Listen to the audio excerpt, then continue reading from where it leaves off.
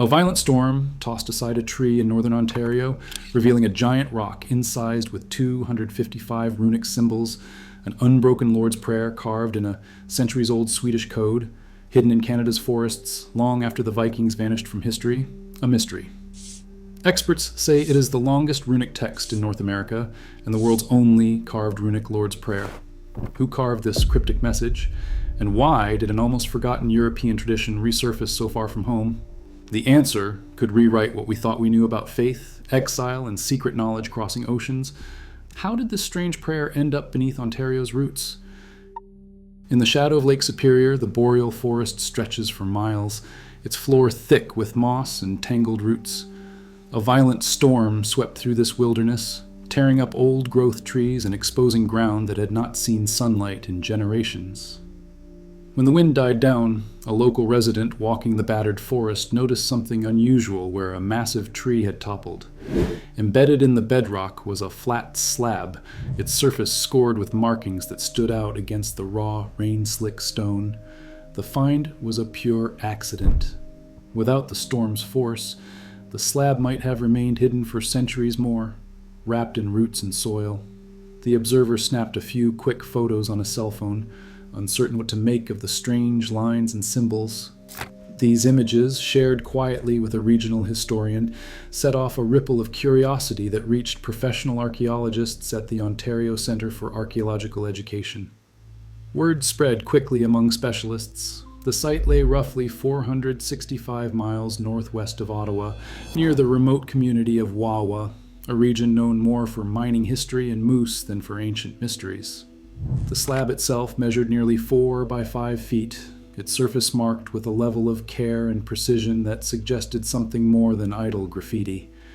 Even before any expert arrived, the depth and regularity of the incisions hinted at deliberate, time-consuming work. Rain continued to fall as archaeologists hurried to the site, careful to keep its location secret to prevent disturbance. Under tarps and in muddy boots, they studied the exposed rock, recognizing the significance of what nature had revealed. The accidental exposure of the slab set in motion a careful investigation, transforming an anonymous walk in the woods into the beginning of a new archaeological puzzle.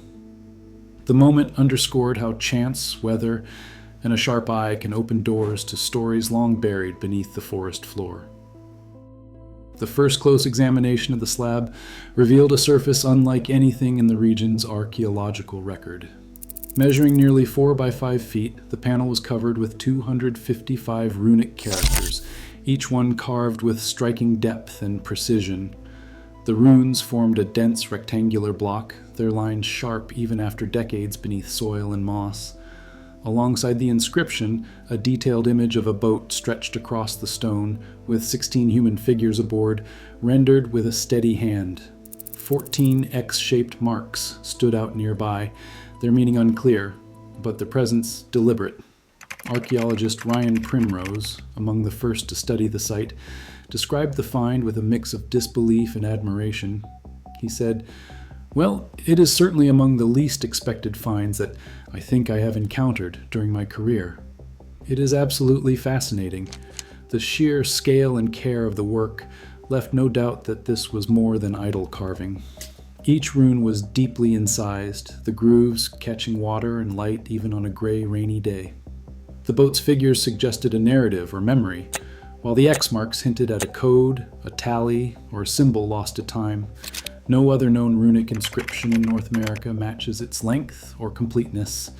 The entire Lord's Prayer, painstakingly spelled out in a script that had vanished from everyday use centuries before, was here in full. The discovery raised immediate questions. Who had the skill and knowledge to create such a thing, and why in this remote place? The complexity of the symbols and the solitary context demanded expertise beyond local knowledge. As word spread among linguists and historians, it became clear that understanding the script's origin would require specialized insight, setting the stage for a deeper investigation into the mystery etched in stone.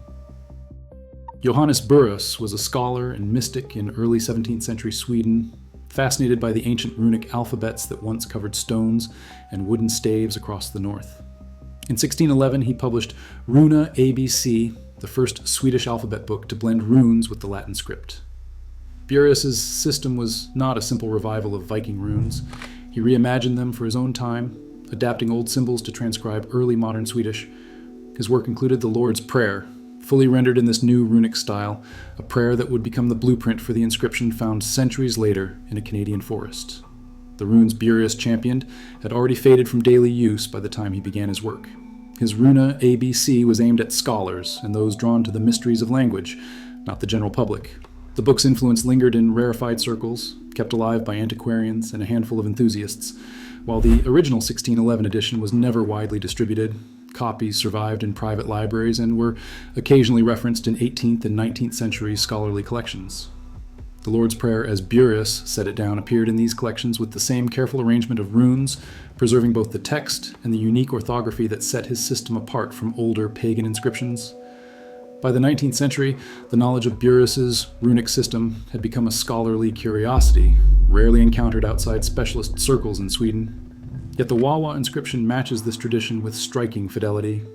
The presence of such a script, thousands of miles from its European roots, suggests a carver fluent in both the language and the arcane alphabet, a person with access to sources or memory of a system that had nearly vanished. The pathway by which Bureus's runes traveled from 17th century Sweden to 19th century Canada remains uncertain, but the evidence on the stone links the forest slab directly to a documented European tradition, rather than to local invention or guesswork. The next challenge was to determine whether the carving itself was genuinely old or a recent imitation. That would require the expertise of specialists in runic authentication. Henrik Williams, a runologist from Uppsala University, stepped onto the site with rain still dripping from the forest canopy. He had spent years studying Scandinavian inscriptions, but the Wawa slab presented a challenge unlike any he had encountered in North America. Using linguistic sequencing and careful stylistic analysis, Williams identified the prayer as a 19th century rendering in Bureus's revived runic script. The depth of the carvings, some reaching half an inch into the granite, suggested metal tools and weeks of patient effort. Each letter followed the exact forms found in rare Swedish publications, details that would be difficult to imitate without specialized knowledge or access to obscure sources. The evidence pointed away from medieval Norse origins and toward a more recent but still remarkable story. Williams and his colleagues concluded that the carver likely belonged to a wave of Scandinavian workers recruited by the Hudson's Bay Company in the 1800s. Michipicoten, the nearest major trading post, had a documented history of hiring Swedes for fur trade labor. These men faced long winters in isolation, their days shaped by routine and their thoughts often turning to home. In that context, the act of carving a prayer into stone became more than a display of skill. It was an act of memory and faith, a bridge between continents and generations. No records have surfaced naming a specific carver, and the Hudson's Bay Company's archival lists remain incomplete. Yet the hypothesis fits the historical landscape. A literate Swedish worker, familiar with the Protestant tradition and perhaps in possession of a rare prayer book or reprinted runic text, found solace in a script that connected him to his roots. Williams described the labor as days and days of work, a solitary project shaped by devotion and the need to leave a mark in an unfamiliar land. The Wawa Runestone, then, stands not as a relic of lost explorers, but as a human artifact that speaks to longing, endurance, and the persistence of culture at the edges of the known world. Today, the Wawa Runestone still lies hidden in the northern forest, a silent testament to how personal faith and forgotten knowledge cross continents. As new migrations reshape our world, echoes of lost traditions remind us, even in isolation, the urge to leave a mark endures. Share your thoughts below.